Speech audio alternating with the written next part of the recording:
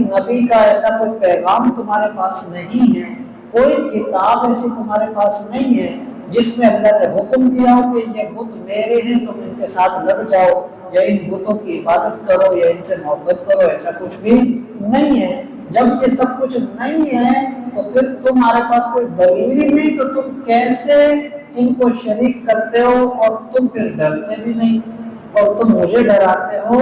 تو جو تم غلط کرتے ہو تم نہیں ڈرتے، تو میں جو اللہ کا پیغام تمہیں دیتا ہوں یا میں جو اللہ کو مانتا ہوں وہ کیوں ڈروں گا؟ تو فرمایا فَأَيُّ الْفَرِيقَيْنِ أَحَقُّ بِالْأَمْنِ، تم بتاؤ دو فریقوں میں سے،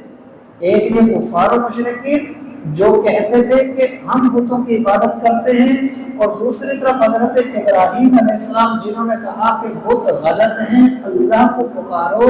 اللہ کی عبادت کرو، اللہ کو مانو، دو حصے ہو گئے۔ تو فرمایا تم بتاؤ فَأَيُّ الْفَرِيقَيْنِ، دو فریقوں میں سے احق بالامن، اصل امن کا زیادہ حقدار کون ہے، زیادہ سچا کون ہے، کس کی بات اصل ہے؟ فرمایا ان کنتم تعلمون، اگر تم جانتے ہو تو بتاؤ۔ مراد اس سے یہی تھی کہ بھئی تمہارے پاس کوئی ثبوت ہے تو ثبوت سامنے لاؤ، نہیں ہے ثبوت، وہ خود جانتے تھے کہ بتوں کا تو کوئی اس طرح کا معاملہ نہیں، کہ جب تم لوگ جانتے ہو کہ بت جھوٹے ہیں پھر کیوں ان کے پیچھے پڑے ہو؟ عقل مند ہو، سمجھدار ہو، علم والے ہو تو تم خود سوچو۔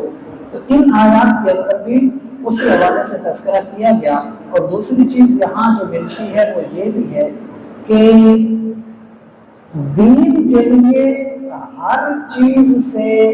مخالفت، ہر چیز سے جدائی، ہر غلط چیز کو الگ کرنا یہ ضروری ہے۔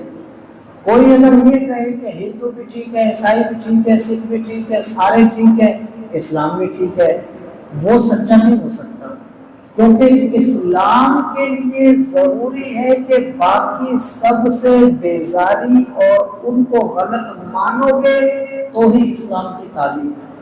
کیونکہ سب کو اگر ایک کرو گے اور سب کو برابر کرو گے تو پھر کوئی بت کی پوجا کر رہا ہے، کوئی چاند کی کر رہا ہے، کوئی سورج کی کر رہا ہے، اور تم اللہ کی کرو اور کہو کہ ہم سب برابر ہیں، کیسے برابر؟ جو اللہ کو مانے وہ الگ ہے، اور جو اللہ سے دشمنی کرے وہ کیسے برابر ہو سکتے ہیں؟ اسی طرح سے جو عقائد کے معاملات ہوں،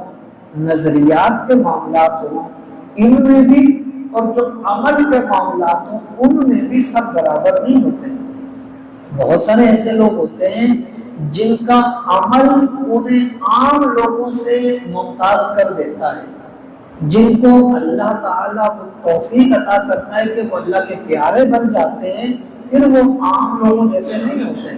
تو ایسے لوگ جن کی نمازیں، جن کی گفتگو، جن کا انداز، جن کا طریقہ، جن کے سارے معاملات اللہ تعالیٰ کی رضا کے مطابق ہوں، اللہ تعالیٰ کی خوشنودی کے لیے ہوں، اللہ کے دین کے مطابق ہوں، رسول اللہ صلی اللہ علیہ وسلم کے طریقے کے مطابق ہوں، تو پھر وہ لوگ ہم جیسے نہیں ہیں، وہ ہم سے الگ ہیں، اور ہمارے لیے ایسے لوگ قابل تقلید ہوتے ہیں کہ ان کے پیچھے چلا جائے، ان کے نقش قدم پہ چلا جائے، ان کی پیروی کی جائے، ان سے محبت کی جائے، ان کے قریب جا کر ان کی گفتگو سنی جائے، ان سے دعائیں کرائی جائیں، ان کے ذریعے سے اللہ کو راضی کیا جائے، اللہ کو تلاش کیا جائے اور اللہ تعالیٰ سے لو لگائی جائے۔